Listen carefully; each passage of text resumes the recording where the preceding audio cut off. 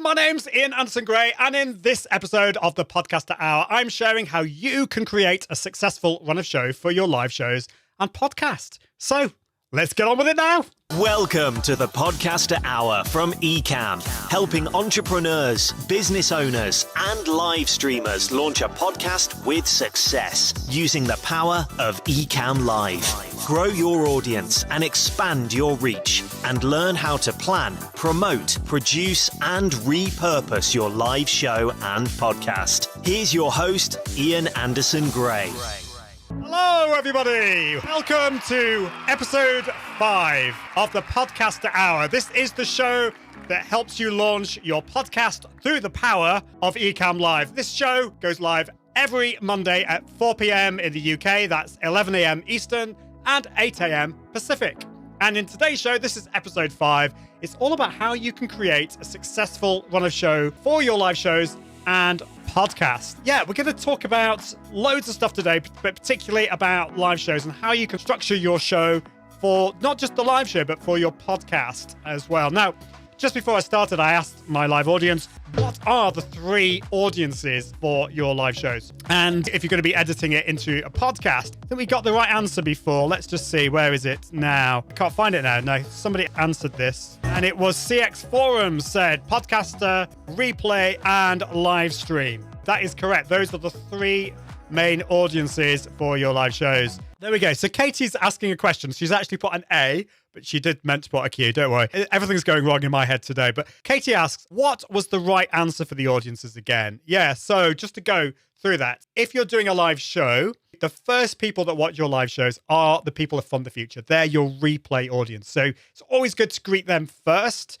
And then, of course, you've got to think about your live audience. And I think people forget that. People forget, they either focus only on one. They either focus on the replay audience or they focus on the replay. And it is difficult. It is difficult to do that, to juggle that in your mind. But if you're going to be repurposing your live show into a podcast, you've got a third audience to think about, and that is your podcast listener. And it's important to think about that when you're doing your live shows, because your live audience, hopefully you've got a few people watching you. So there's a kind of a party feel, a community feel to that. Your replay audience, though, again, you'll hopefully get lots of people listening and watching your live shows afterwards. In fact, most of the time, you'll get more people watching the replay than the live show. That's pretty much the case across the board. When people do that, they listen or watch on their own. There's less of that community feel to it. You've got to think about that in terms of your head. So there's more of the you plural when you're focusing on your live audience for your replay audience. And then, of course, there's the podcast part of it. And that is you singular. You've got to think about focusing to the individual. But it's not just that. Because podcasting is audio only most of the time, you've got to think about your show for an audio only audience as well. So I hope that answers your question. Yeah, I know you meant to put a Q at the beginning of it, but don't worry. I am Jason Allen says, watching from Utah. I'm sorry for asking this again. What are you using to fade the music in and out while broadcasting? I'm very glad you asked that question. Now, we did talk about this last week a little bit. I did cover this. So there are lots of ways you can think about doing this. The way I'm doing it is I'm using Mac software called Audio Hijack. And in Audio Hijack, you've got the ability to create different effects. You can add reverb, for example, but there's also a facility to add audio ducking. So what I've got is I've got an audio track that I'm playing from my Stream Deck. Then I've got that in with my microphone. So it will then reduce the audio of the music while I'm speaking. Now I have to have some extra software in there. So it's both from the same company, Rogue Amoeba, I think is the name of the company. Combine that with Loopback. So it's not the cheapest software. All of this is going to cost you about $150, around that kind of price. But I love playing around with this stuff. And I think it's cool. I'd love to know, is that a cool thing? I think it's particularly good for podcasting. So let me know. It's now time to talk about a run of show. Why do you need one? Well, I think the first reason why you need a run of show, first of all, what is a run of show? If you just join me, a run of show is basically your show structure, a show structure. So this is the beginning, the middle, the end. It's all the segments to your live show so that you can remember exactly what you're going to be talking about. And it will change depending on the type of live show that you have. If it's a solo show like I'm doing today or a guest show. And I think it's just as important to have a run of show, whether it's a solo episode or a guest episode. If you don't have a run of show on a solo episode, this is where problems can occur. So I've absolutely got a run of show here. I've got it printed out here. I've also got it in front of me. Why would you need actually to have a run of show? Well, the first thing is, I don't know whether you suffer from this, but I suffer from what I call brain mush syndrome. Anyone else suffer from that? And this is what happens when you press that go live button or the record button, your brain goes to mush and you forget what you're going to say. And I always have to write the first couple of sentences that I'm going to say down, because even today, because sometimes pressing that go live button does weird things to your brain. So don't trust yourself. Put down word for word the first couple of sentences so that you've got them in front of you. Now, for the rest of the show, don't write it word for word. I think that's really important. You don't want to become a robot. So people ask me this all the time. Should I write a script for my live shows? And my reply to that is no. Don't write a script. But do write the first couple of sentences and also the last couple of sentences down. And then for the rest of the show, I just do bullet points. I structure my show. And in today's episode, I'm going to be going through my exact steps for the majority of my shows, and you can basically nick it. You can steal it from me. Who doesn't want that? So the first reason you need one is brain mush syndrome. And also, secondly, I think this is a really important point. If you want to get the best engagement, then creating a run of show where it's structured in a way that's going to get that best engagement and create the best value for your audience, that's going to be really important as well. That's really good to get the best engagement. So the third thing, so I've talked about brain mush syndrome, getting the best engagement. The third thing is all about the ability to repurpose. You want to create a run of show that means you don't have to do so much editing. So in today's show, I had a live element at the beginning. That's not going to go onto the replay. That's not going to go into, if this was going to be turned into a podcast, that wouldn't go onto the podcast. But just from the beginning of the main section to the end, that will be the podcast. Now, you also might want to have elements where you want to interact with your live audience throughout the show. I don't think you need to edit those bits out, but you might find that some of those you might want to. So again, if you structure your show in a way that allows you to be able to edit it really easily later into the podcast, then you can do that. And we'll talk about that in a little bit. So that is why you need a run of show. And if you've got any questions, put it in the comments. Just remember to put a capital Q : and then the question, and I'll be very happy to answer that. I'm sure Katie is going to be there to remind me if there are any questions for that. But yeah, okay, so that is why. Where do you put your run of show? So do you write it out? Do you print it out? Do you put it on an iPad? Do you put it on your screen? Do you use a teleprompter? This is a personal thing. I have tried pretty much all of those different things. I used to have it on my screen. The problem is, if you have it on your screen, it means you're not looking at the camera. So if I was to look at my screen now, I'm looking at my screen, but it doesn't look like I'm looking at you watching.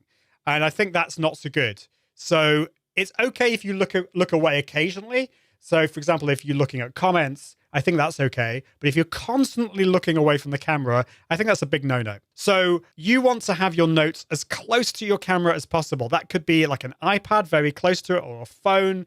You could print it out and you could have it really close like this. Or you could do what I've done, and that is invest in a teleprompter. Now, teleprompters don't need to be expensive. The teleprompter I have is around $100. I mean, it's not cheap, but it's not mega expensive. And so what I do is it's an iPad teleprompter, which, they're not the best, but I think they'd work really well for what I need. So you put your run of show on there. And then what I've got here is I've got my little remote control, and I can just go through my run of show here. I've got them all bullet points, so I know what to do. But this is really important. If you're going to have it on an iPad teleprompter or something like that, do make sure you have a backup copy printed out. Now, I do care about the trees in the world, but I also care about having a backup solution. And I can't tell you how many times the technology has failed in the past. And so if your iPad teleprompter or something like that fails, you've got this here. And I can then go back to this and not worry about the stress. There's nothing worse than getting flustered halfway through. So do print it out. Do have a backup solution. So that's what I'd recommend. Now, let's talk about moving through my run of show. Let's go through things now. This is what I use for my Run a Show. I'm going to go through it quickly now, and then I go through every segment individually. This is my basic structure. You will want to tweak these things. You will want to make this your own. So not all of these sections you will want to do, but this is what I do. I'd love to know what you think about these things, what you feel works well, what you feel doesn't work well. And of course, this is going to change. This is going to be fluid over time. This is not the live show structure that I used to have a couple of years ago. This is what I've developed now, and I'm constantly tweaking these things. So I hope that helps. Let's go back to what you need. So this is the first thing that I do is, if you watch the beginning of the show, you will have seen I had a countdown. So this is the pre-show part. This is for the live audience. I like to have this section because I want to start to get a live audience watching, and it takes time for people to join. If you're broadcasting to Facebook, Facebook will go out and tell everyone that you're live. Well, not everyone, but it'll tell people who have asked to be notified and fans of your page and things like that. So I like to have a countdown. I like to have some music. If you've ever watched Luria Paciucci, she likes to dance to some music. You could do lots of fun stuff there with a countdown. It doesn't need to be long. Then welcome to the show. So this is just introducing yourself. Then it's intro to the show. What are you going to be talking about today? Then have an informal chat, either on your own or with your guest. You could also bring in your live audience as well as they come in. Now, this is great to spend a bit of informal time with your live audience because this is just for them. This is just for your live audience. Makes them feel special. And it doesn't matter so much whether you make mistakes or you go on a little bit with your live audience, because this is not going to be in the replay and for the podcast, because you can trim this out. You can trim, once you've finished the broadcast, you can go into LinkedIn Live, Facebook and YouTube, and you can trim this beginning bit out.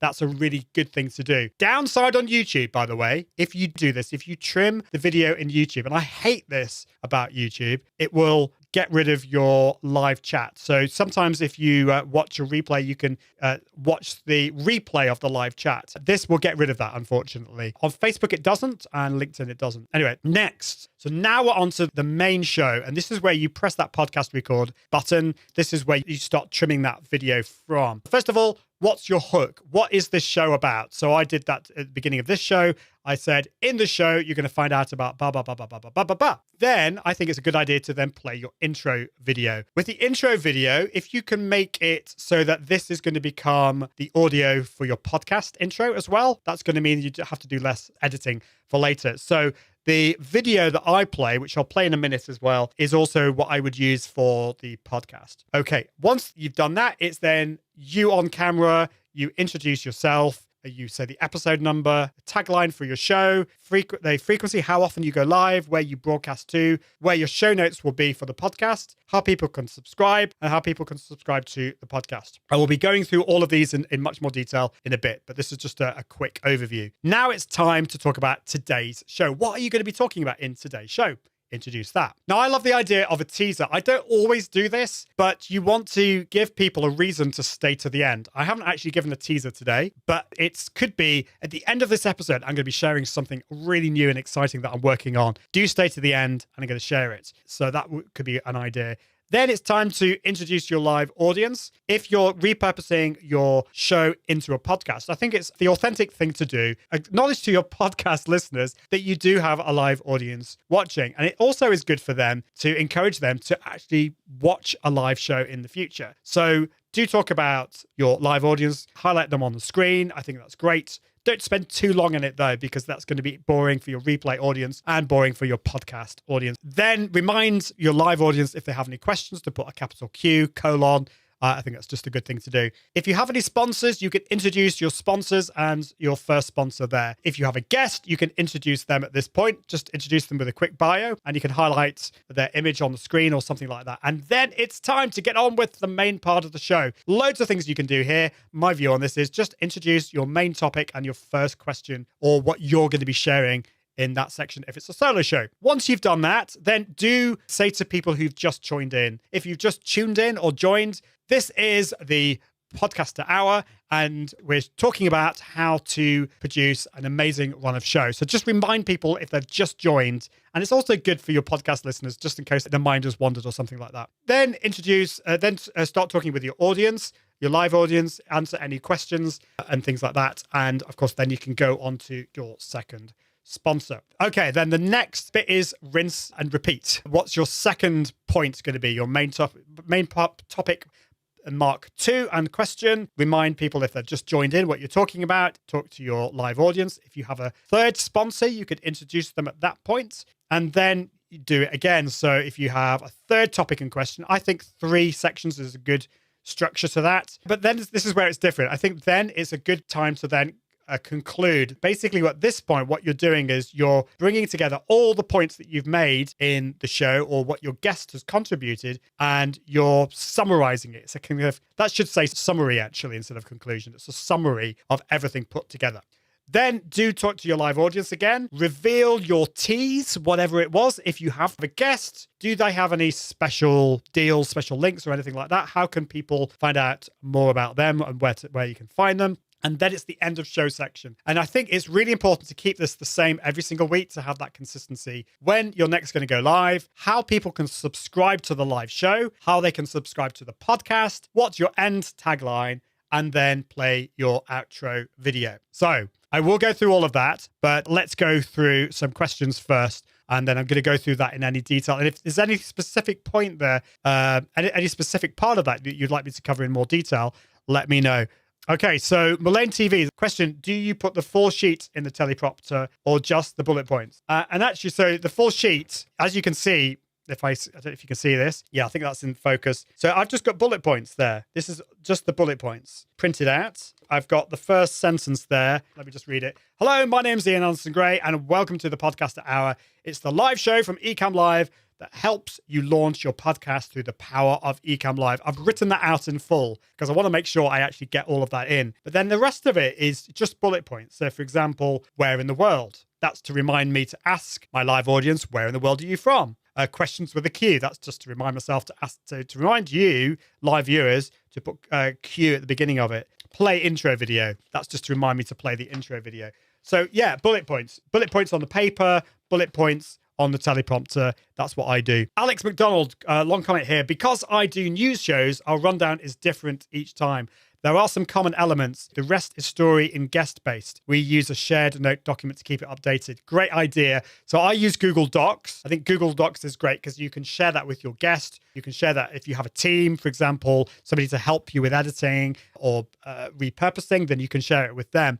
But I still think, Alex, so that's a really interesting point. Your show changes a lot. So does mine. So does this show in a way, because the content changes every single week, but the structure's still the same. I still have a hook.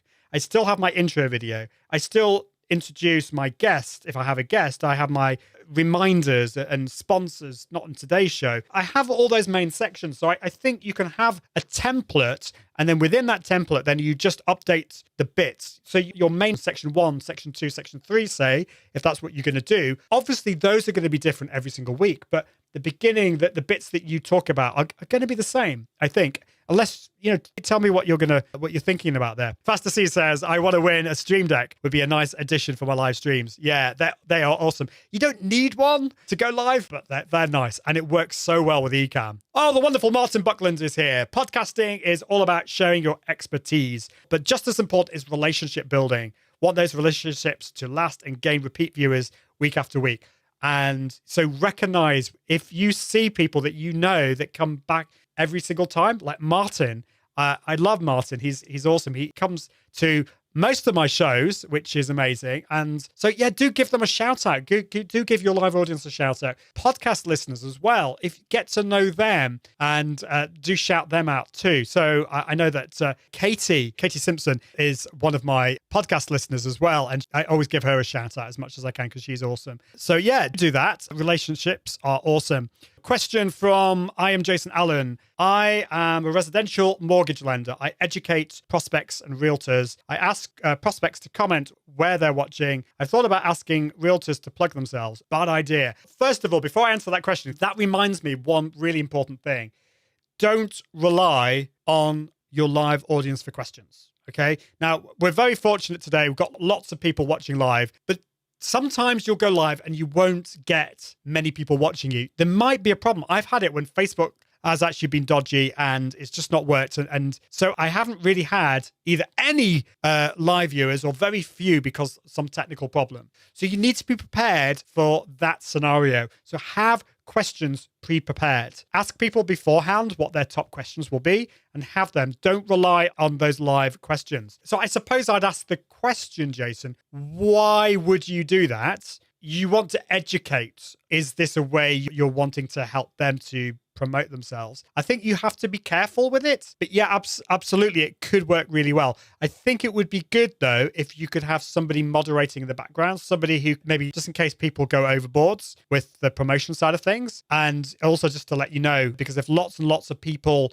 comment, then it might be difficult live to moderate that yourself. So at the moment, I'm moderating, but I've also got Katie and her team moderating in the background as well. So I would experiment with it. It could be a good idea, but I think you just have to really check whether it's going to work for you. Probably not the best answer for you. Kind of depends. Explanatory Live says, what is the best way to ask or get guests to appear on your show? Okay, so this is a slightly separate topic to what we're talking about today, but really good point. And I have talked about this in one of the earlier episodes. So what I would do is you need to set up like a system for them to book. I highly recommend using Calendly for this. Calendly.com is awesome. My main show that I do every week is the Confident Live marketing show. So I have a link that I can give out. It puts their name, when they're going to book, their bio, all that kind of stuff. That's how I book them in. And then obviously using the power of Ecamm. If you're on the pro version of Ecamm Live, you can give them the interview link. Or if you're using the standard version, you could use Skype and bring them in that way.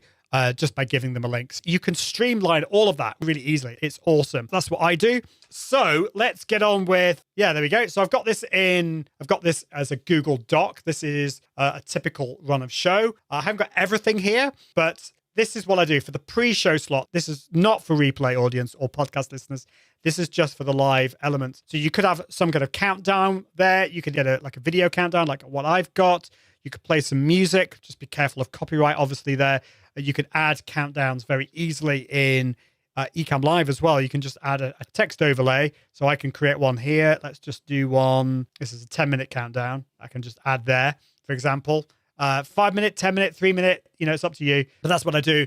Then this is something that I'm experimenting with. I then go straight to me and I will then introduce myself. So I've got it written out in full there. So hello, my name's Ian Gray and welcome to the Podcaster Hour. It's the live show from Ecamm Live that helps you launch your podcast through the power of Ecamm Live. Then I talk about this episode. So this is episode 5 and it's all about how to create a successful run of show for your live shows. And then it's a case of engaging with my live viewers and asking them where in the world they're watching from to remind them about where to put questions with a Q colon at the beginning. Or just have a bit of an informal chat. If you've got guests on there, you'll have just an informal chat with them. Just have some fun. Bit of a party atmosphere there. Then it's time to get on with the main show. I would say it's time to get on with the main show. I'm going to start the show in a couple of seconds. Then it's time to press record. But the great thing is with Ecamm, you don't need to press record because it's already recording. So that is awesome. But maybe keep a note of how many minutes in you've been. So you might have been 3 or 4, 5, 6, 10 minutes. That's when the podcast and the replay is going to start. So the hook, this is something that I've stolen from Stephanie Liu. She's got an amazing run of show product, by the way. We've got a run of show creator that you can use. But this is just to hook people in to your live show and podcast. So introduce who you are and what people are going to learn in today's show. And then you can say, and we'll be with you just after this. And it's at this point is when you want to play your podcast and live show intro. Now, I talked about this in a previous episode, and I will talk about this in a future episode, but I used the services of Music Radio Creative. So the audio is from that, and then I used a service called Wave Video just to put the video on top of it. So if you missed it, this is part of the video with the audio for my intro.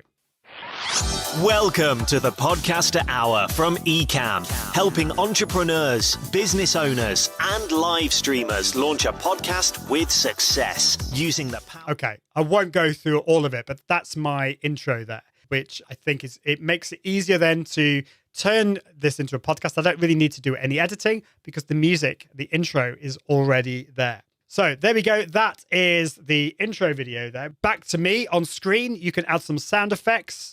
For example, that. There's some cheering sounds, loads of built-in ones as well. So this is the main section. This is the main part of the show now. This will end up being the podcast, if that makes sense.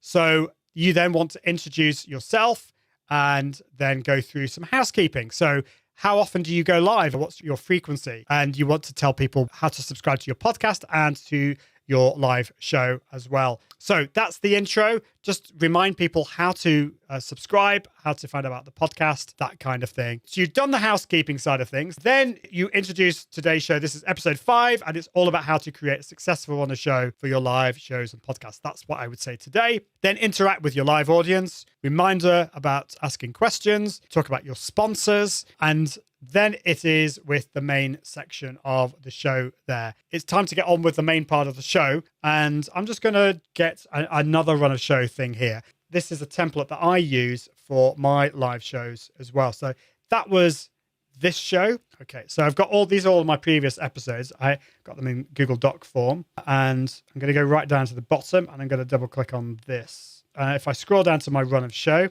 this is probably a better example of this. So I've got my tagline. So I say to people, this show is all about helping you level up your impact, authority, and profits through the power of live video. What is your tagline? So say that. The frequency, I go live every Tuesday and Thursday at blah, blah, blah. This is broadcast to Facebook, wherever you're broadcasting to. You can then tell people where the show notes are. You can remind replay audience to put hashtag replay in the comments. It's always a good thing. Then how can people subscribe, and how can people subscribe to your podcast? Those are all your housekeeping bits. Then it's talking about your show today, what you're going to be talking about. Then it's your teaser. What are you going to talk about right at the end that's really exciting? Totally optional. Then it's the reminder about questions, your sponsors. I have a theme song, so I sing a little song at that point. You don't need to do that. Introduce your guest with the bio, and then you're getting onto the main part of the show. And this is the bit where you can repeat this as many times as you like. I like to have 3 sections here. So I have my main section, then I remind people if they're just tuned in that this is the podcaster hour.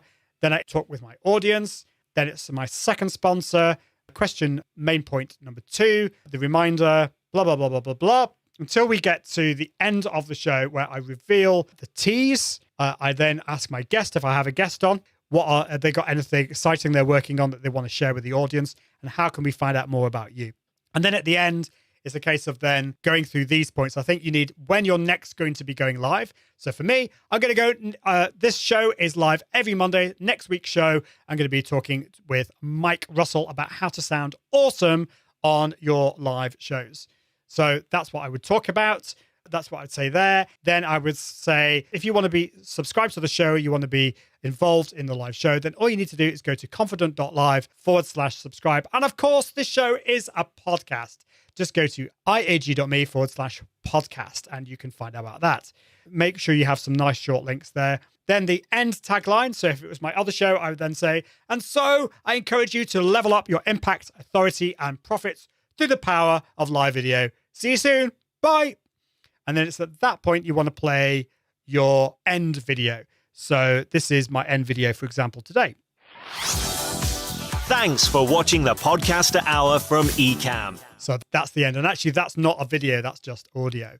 So I hope that helps. So Katie says, we'll share this information in the blog post soon. This actual topic is actually quite difficult to deliver as a live. So I hope you're bearing with me. When we turn this into a blog post, it'll hopefully make a lot more sense, and you'll be able to download a template as well. Asking the question, what does sponsor mean? It's a great question, but a sponsor is, for example, this show is hosted and sponsored by Ecamm Live. This is run by Ecamm Live. My show, I have 2 or 3 sponsors every week, and this can work in different ways, but they pay me every month for me to mention them on the show. And I always work with sponsors that I really believe in their products, and also it works really well for my audience as well. So it's a product or a service that they will want. But most people aren't going to start with a sponsor. This is something maybe for later on. Once you've proved that you have got a good audience, either a live audience, replay audience, or a podcast audience, then at that point you can then talk to potential sponsors and see if they want to sponsor your show as well. So I hope that helps there.